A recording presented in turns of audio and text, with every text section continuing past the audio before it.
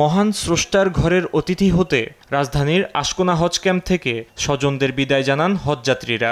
এরপর রাত 2:15টায় 398 জন যাত্রী নিয়ে হজরত শাহজালাল আন্তর্জাতিক বিমানবন্দর ত্যাগ করে চলতি বছরের হজের প্রথম ফ্লাইট। এবছর 3টি এয়ারলাইন্স 232টি ফ্লাইটের মাধ্যমে 87,100 জন হজযাত্রী পরিবহন করবে। এর মধ্যে 5,200 জন সরকারি মাধ্যমে এবং বেসরকারি মাধ্যমে যাবেন 81,900 জন। এছাড়া এবার হজযাত্রীদের বাংলাদেশ অংশের ইমিগ্রেশন আশকোনা হজ ক্যাম্পে এবং সৌদি আরবের ইমিগ্রেশন শাহজালাল বিমানবন্দরে সম্পন্ন হচ্ছে।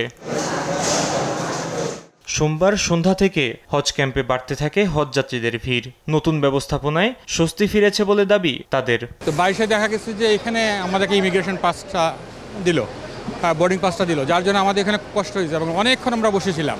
এখন পর্যন্ত আমরা কোনো ভোগান্তিতে পড়িনি, আলহামদুলিল্লাহ ভালোই চলতেছে।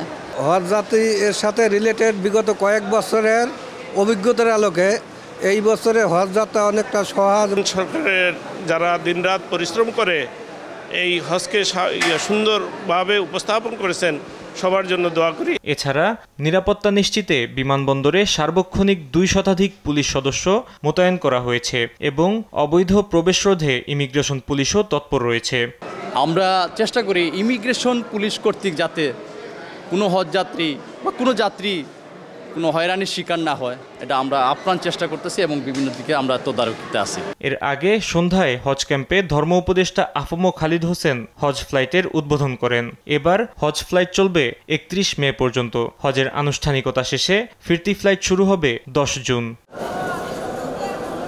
ফাহিম ইউসুফ, দেশ টিভি, ঢাকা।